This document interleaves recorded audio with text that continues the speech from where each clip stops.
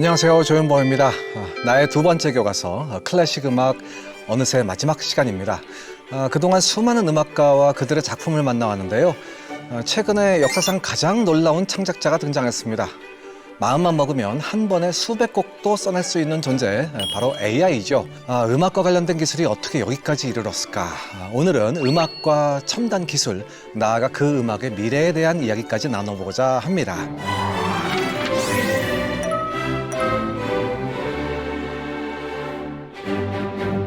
이 음악의 기술이 결합된 시기, 바로 지난 세기 20세기죠.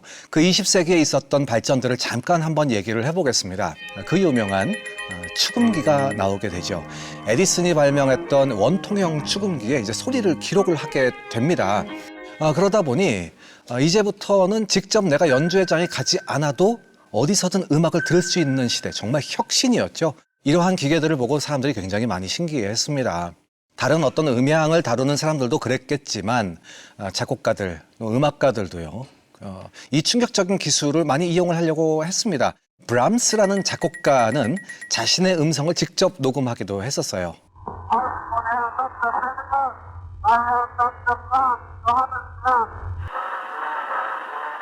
그 음성은 지금 들어보면 굉장히 잡음이 심해서 자세히 알아들을 수도 없지만 잘 들어보면 I am Dr. 브람스 이렇게 얘기를 하는 너무나도 신기한 장면이었죠. 라흐마니노프 같은 작곡가도요. 자신이 직접 피아노로 녹음을 많이 했기 때문에 그런 역사적인 작곡가의 직접 실현을 우리가 지금 확인해 볼 수가 있습니다. 그러다가 이제 1920년대가 됐을 때 라디오라는 것이 등장을 하게 됩니다. 미국의 방송국에서 시작을 했고요. 이 라디오라는 매체 때문에 이제 음악의 모든 장르의 그 대중화에 아주 결정적인 역할을 하게 됩니다. 그 즈음에 이제 전자악기들도 슬슬 나오게 됩니다. 테레민이라는 악기가 있었어요. 이것은 세계 최초의 전자악기는 아니지만 처음으로 상업적으로 성공한 그런 악기였는데요. 손의 모양만을 가지고 높이가 조절이 됐었어요.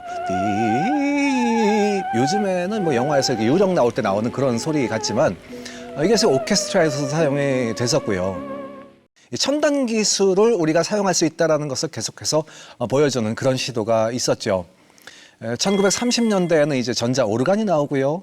50년대 정도 나오니까 이제 우리는 신디사이저 같은 그런 악기들이 최초의 모습으로 등장을 하게 됩니다. 우리가 상당히 오랫동안 많이 써왔던 테이프라는 그런 매체는 언제 나왔을까요? 여러분, 이미 1940년대에 나왔습니다. 우리 자기 테이프라고 하죠. 2차 대전 후에 이것이 독일에서 개발됐고 나중에 이제 미국으로 소개가 되거든요.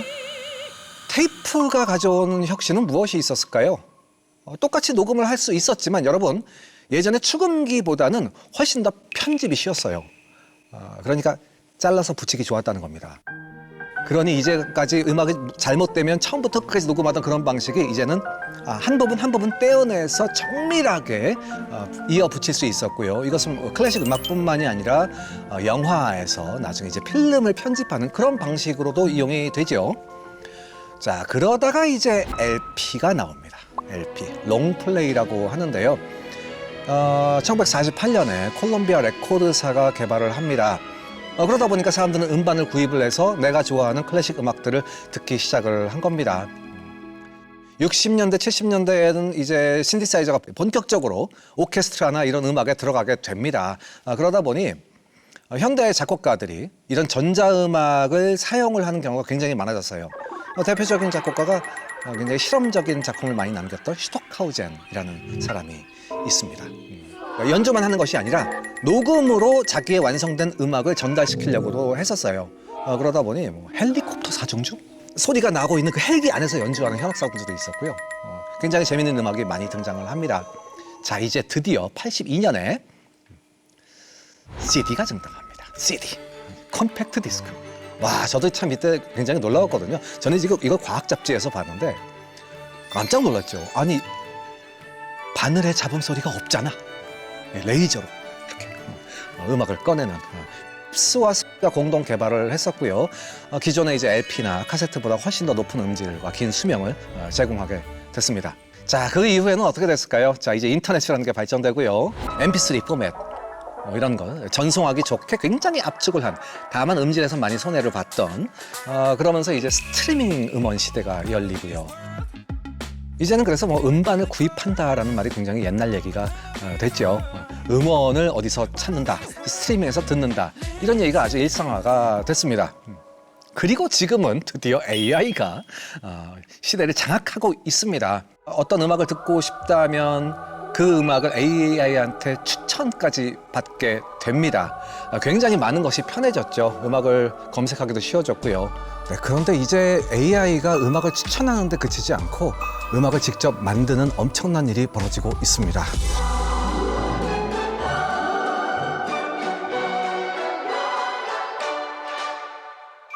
자, 그럼 우리 이제 예술가들은 어떻게 되는 걸까? 이제 모두 끝이다. 아니다. 이게 새로운 시작이다. 라는 많은 예측이 있는데요. 보다 선명한 시선으로 바라보기 위해서 AI 전문가를 모셔서 말씀 나눠보고자 합니다. 안녕하세요, 의장님. 안녕하십니까? 반갑습니다. 반갑습니다.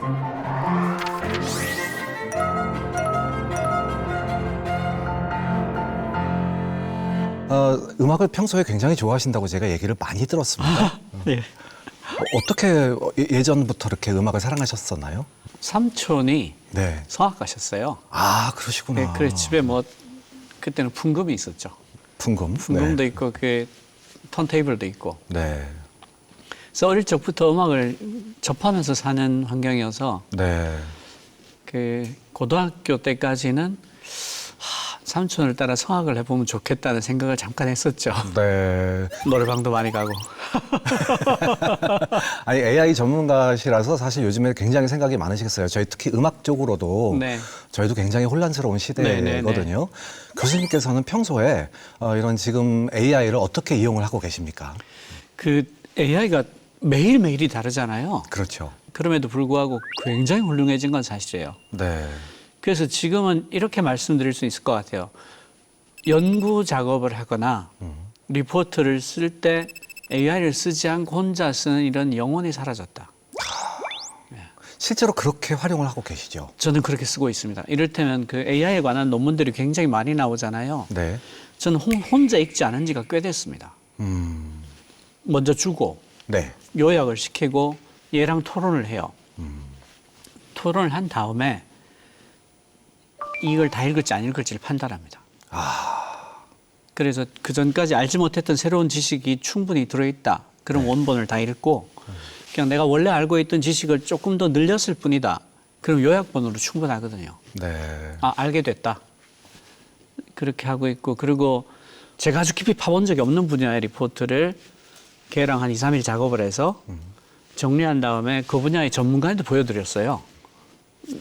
리포트 3개를 보여드렸는데 각기 다른 분야의 전문가한테 3분 다 너무 훌륭하다고. 그 정도입니다. 그렇게 AI의 도움을 받으시면은 훨씬 더 남는 시간, 여가 시간이 많아지시던가요? 아니면은 더 빨리 작업하시게 되시던가요? 더 빨리 작업하는 쪽, 더 빨리 더 많이 작업하는 쪽에 가깝고요. 그리고 굉장히 재밌어요. 네. 얘랑 토론을 하는 과정이 너무 재밌어요. 그렇죠. 저희 같은 경우도 이제 공연을 만들 때 또 공연을 기획할 때 굉장히 많이 사용을 하게 네네. 되거든요. 저 같은 경우는 또 개인적으로 저희 포스터 일러스트레이션 작업을 또 AI한테 맡겨서 굉장히 다양한 포스터를 너무 만들어내기도 멋있던데요. 하고요. 제가 봤잖아요. AI가 잘한 겁니다. 아니, 그건 그렇지 않아요. 그거는 지시한 사람의 그 테이스트 수준까지만 합니다. 제가 아는 이제 연주자들은 또 공연을 기획을 할 때 프로그램을 만들잖아요. 그러면 대중이 가장 좋아할 수 있는 그런 프로그램을 실제로 골라주기도 하고. 그렇죠. 클래식 곡이 뭐 너무 많으니까 그 중에서 그런 선택을 미리 이제 AI한테 시켜서 굉장히 시간을 절약하기도 하더라고요. 예전에는 또 그런 기획자가 또 따로 있어서 기획자한테 의뢰를 하기도 했었는데 더 이상 그 사람하고 볼 일이 없는 거죠. 그럴 것 같아요. 맞아요. 작업 방식도 굉장히 빨라져서 네네네. 저희도 연주를 할 때 많은 곡을 또 편곡을 하거든요. 그러면 이제 그 악보를 찍는 굉장히 그 시간이 많이 걸리는 그쵸, 작업이 그쵸. 있으니까 일단 이 자체도 거의 다 해결이 되는 상태고 물론 제 생각에는요. 이 음악 쪽은 조금 늦게 오고 있어요. 그래서 그걸 사용하는 사람들의 데이터가 좀 더 상대적으로 적어서 그런지 모르겠으나 완벽하진 않습니다. 아직까지도. 모르겠습니다. 이 방송이 나갈 때쯤엔 또 이게 또 완벽해질지. 바뀌어 있을 거예요. 맞아요. 너무 빠르게 진행하기 예. 때문에. 정말 빠릅니다.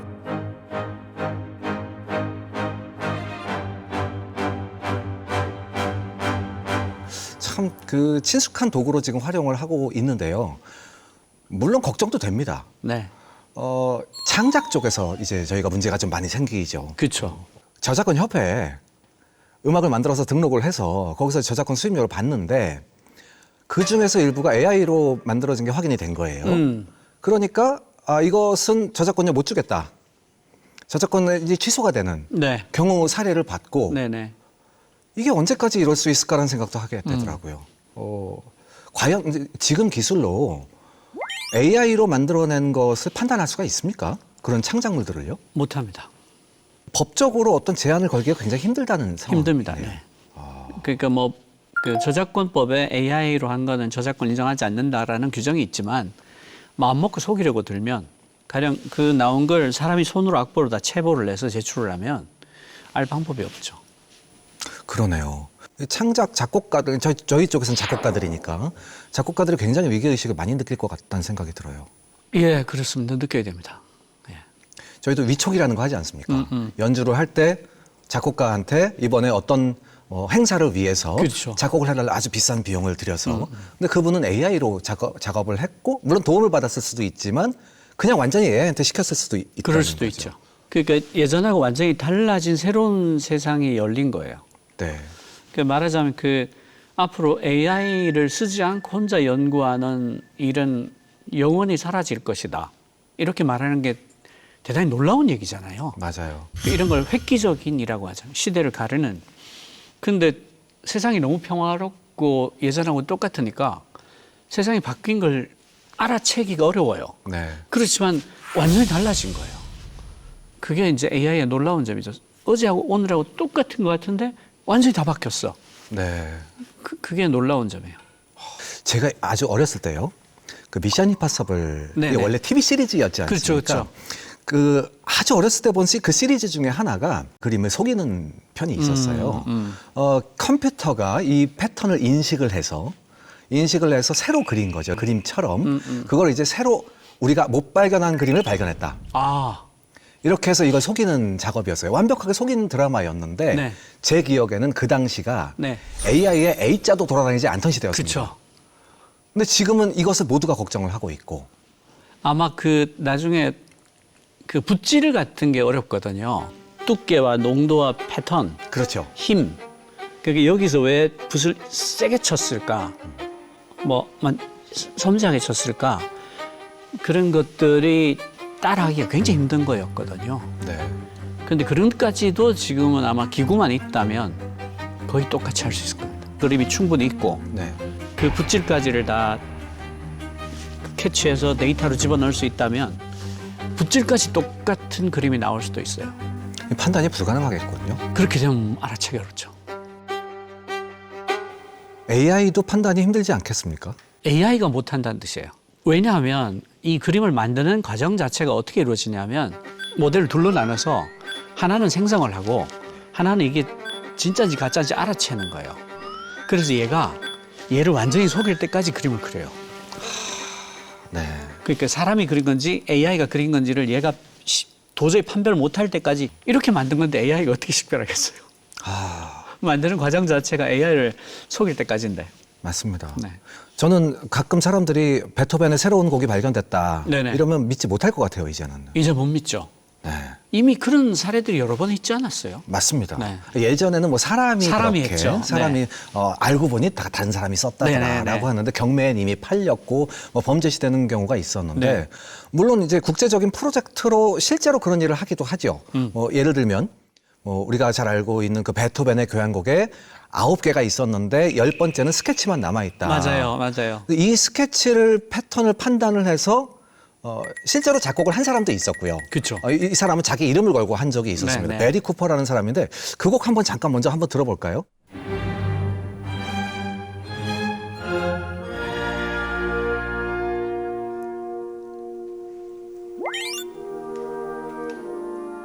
음악 애호가들은 뭐 아니야. 이건 당신이 쓴 게 너무 티가 나고 아하. 베토벤이 썼다. 다른 의견들이 많은 거죠. 그렇게 안 썼을 거야. 라고 얘기해서 결국은 이분이 이제 나중에 그런 걸 다 표기를 했더라고요. 스케치를 가져와서 분명히 이것은 베리 쿠퍼가 창작한 부분과 베토벤이 창작한 부분을 나눠진다라는 식으로도 굉장히 그때 유명했었는데 나중에 이 작업을 제가 AI가 한 걸 들어봤습니다. 네. 물론 아주 최근은 아니고 벌써 몇 년이 됐는데 그거 한번 들어볼까요? 이제 AI 프로젝트라고 해서 베토벤 10번 교향곡을 쓴 네, 음악이 있습니다.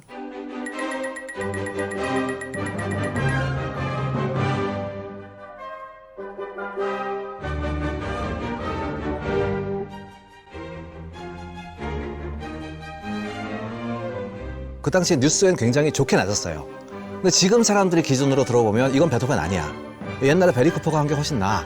뭐 이런 방식도 있었고요. 아니 이건 베토벤 피아노 소나타의 비창 소나타의 멜로디를 그냥 가져온 것 같네? 약간 이런 부분도 있었고요. 맞아요. 교향곡인데 네. 다른 피아노 곡에서 그것도 너무 유명한 곡에서 가져온 부분도 있었던 것 같고 많이 어설프다는 생각은 좀 했었습니다. 그게 AI란 게 결국 학습한 데이터에서 잠재된 패턴을 찾아와서 네. 그걸 바탕으로 하는 거거든요. 그러니까 그런 부분이라면 들어봤을 법한 걸 되풀이할 수밖에 없죠. 그렇죠. 예. 그러다 보니 물론 그 당시에는 기술도 별로 좋지 않았을 거고 학습한 패턴도 많지 않았을 맞아요. 것이고 지금 하면 다를 수도 있습니다. 그게 무섭더라고요. 네, 네. 요즘 하면 다를걸? 예. 무서운 것 같아요. 계속 있을 겁니다. 되돌릴 수 없는 변화예요. 불가역적인 변화죠.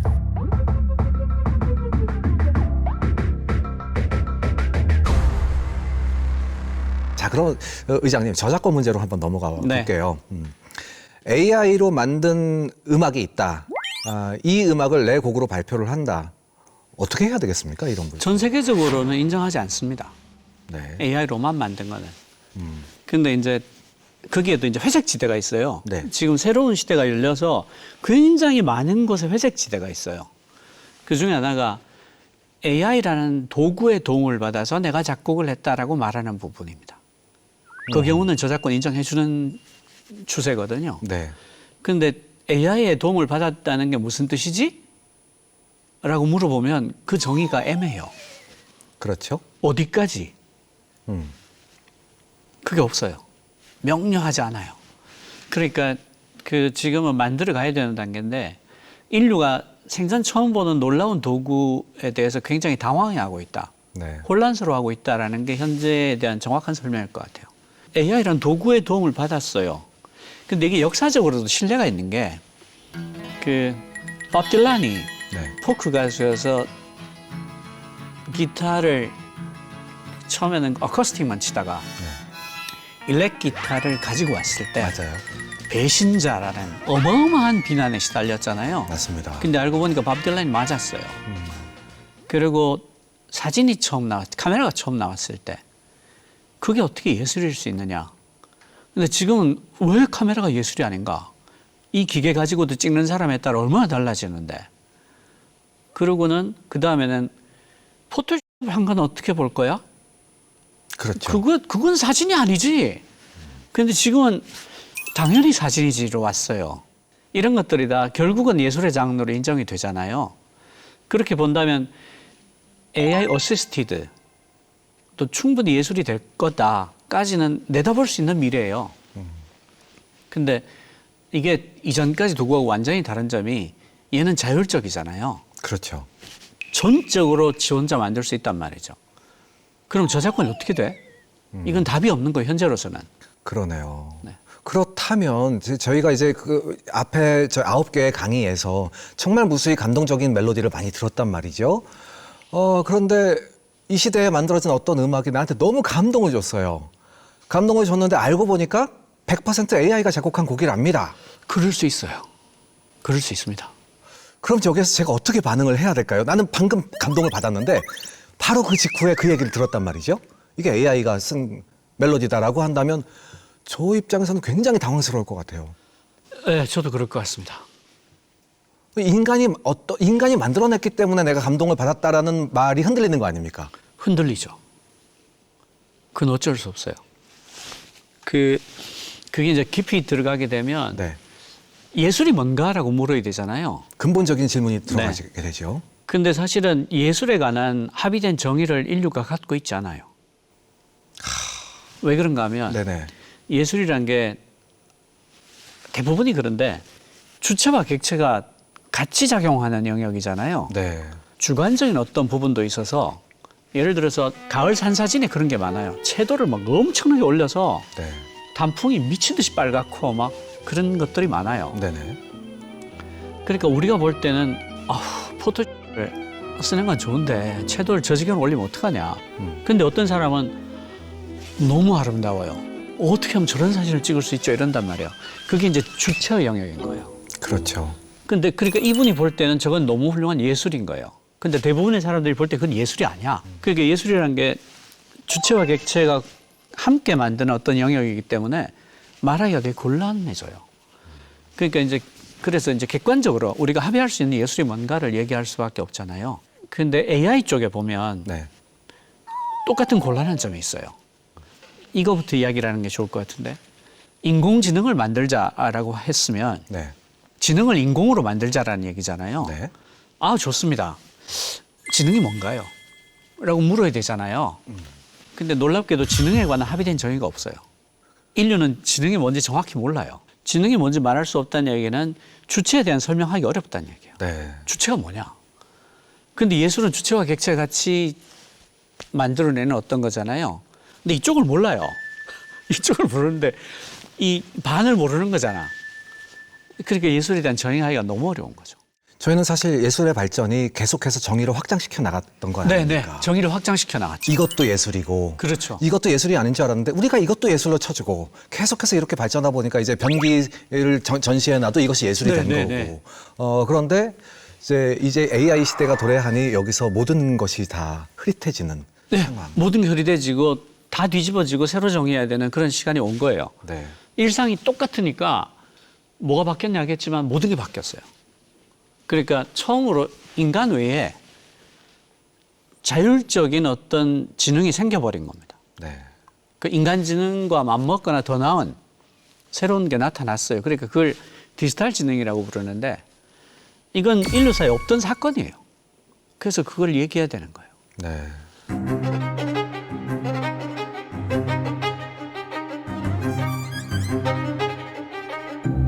혹은 뭐 예술을 시대에 대한 반영이라고 말하는 경우가 많지 않습니까?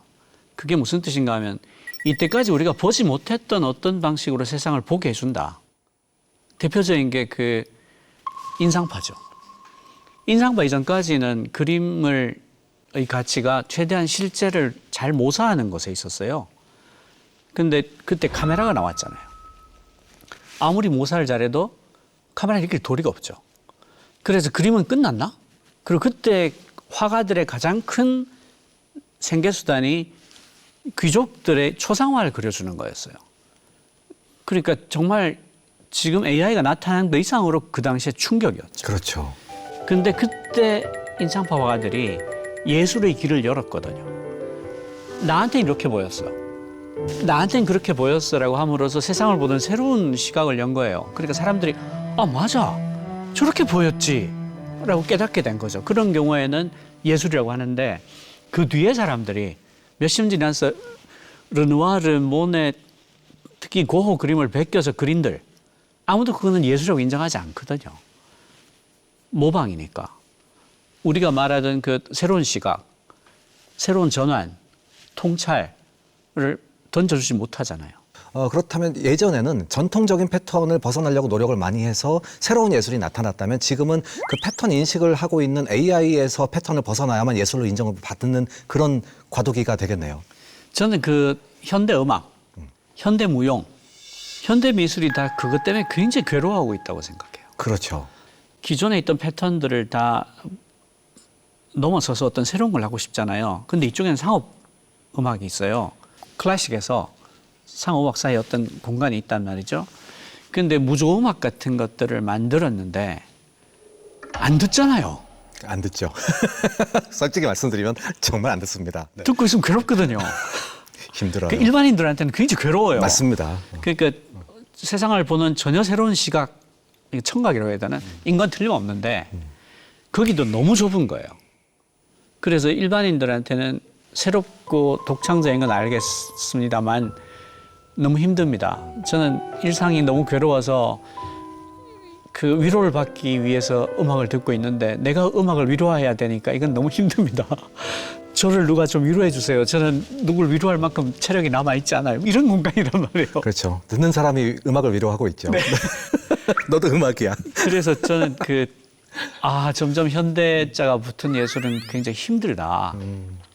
왜냐하면 이 클래식이라는 게 기본적으로 죽은 사람하고도 싸워야 되잖아요. 맞습니다. 남아있는 그 수많은 CD들이 나랑 겨루자고 하고 있는데 그게 전부 막 보면 바하고 베토벤이고 슈베르트고 모차르트란 말이에요. 맞아요. 거기랑 겨뤄서 이겨야 되잖아요. 안 죽어. 죽지 않습니다. 네. 거기다가 온갖 그 교향악단이 자기 나름의 해석으로 새로운 걸 계속 만들어내니까 이분들 안 죽었어요. 계속 새롭게 해석이 되니까. 맞아요. 그러니까 현대 작곡가들은 너무 힘든 거예요. 정말 저는 세상에 저렇게 힘든 직업이 있을까 싶어요. 그 상황에서 AI를 맞이했네요. 그 상황에서 AI까지 나온 거죠. 큰일 났다라는 생각을 계속 하게 돼요. 저도 AI를 어떻게든지 좀 긍정적으로 바라보고 싶지만 한편으로는 그 두려움이 점점 커지고 있고 확실히 이후의 세대에서는 이 시대를 음악 사조에서 근대음악, 인상파, 근대음악, 현대음악 다음에 AI 시대라고 부를 게 확실할 것 같습니다. 네. 근데 그게 음악뿐 아니에요. 모든 분야에서 그래요. 맞아요. 모든 분야에서 AI 때문에 다 너무 힘들어져요. 고통스럽습니다. 그러니까 이걸 즐길 수 있는 걸로 바꿔야 되죠. 그러니까 창작 분야에서는 저희가 고분분투하면 되거든요. 우리는 그걸 직업으로 삼고 있는 사람들이고 그걸 하려고 태어난 사람들이기 때문에 이게 어떻게 그걸 피해서 또 우리가 예술 장르를 지켜내고 또 넓혀가느냐 이 연구는 저희가 또 할 것 같아요. 사실은 예술이 원래 그런 일이잖아요. 맞습니다. 그 기존에 있던 모든 걸 깨트리는 데서 예술이 시작하는 거니까 맞아요.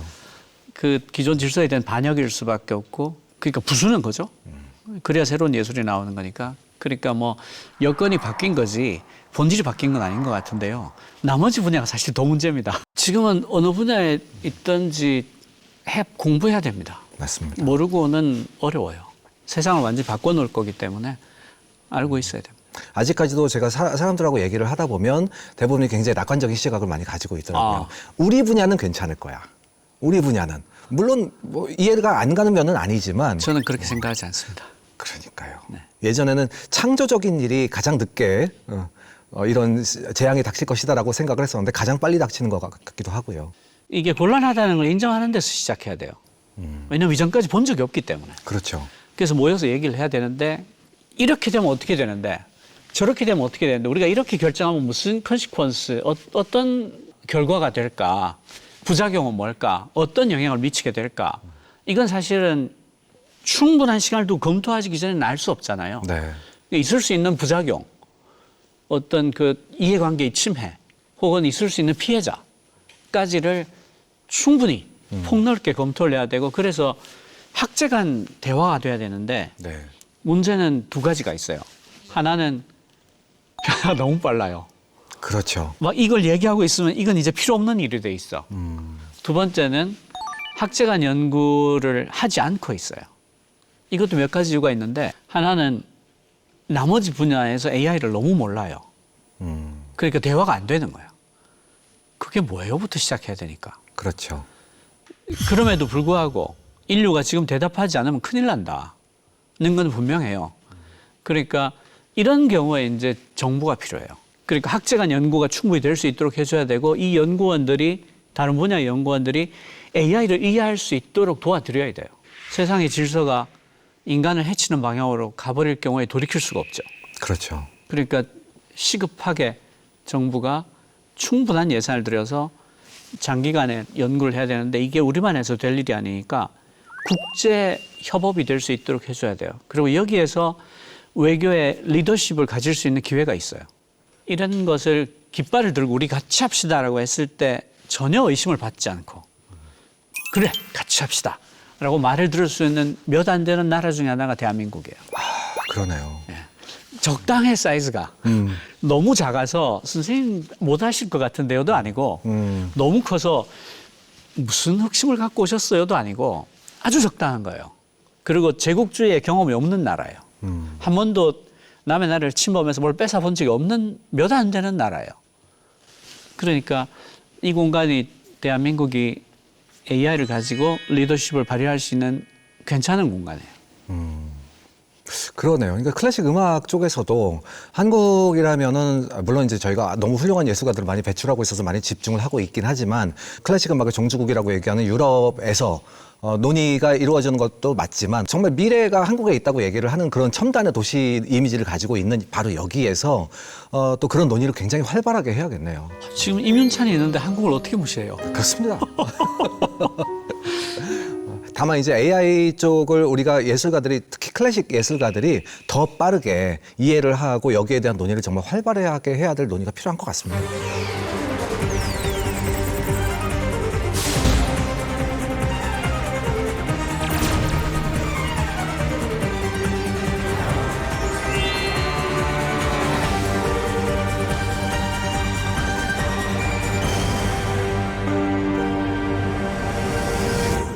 자, 그러면요.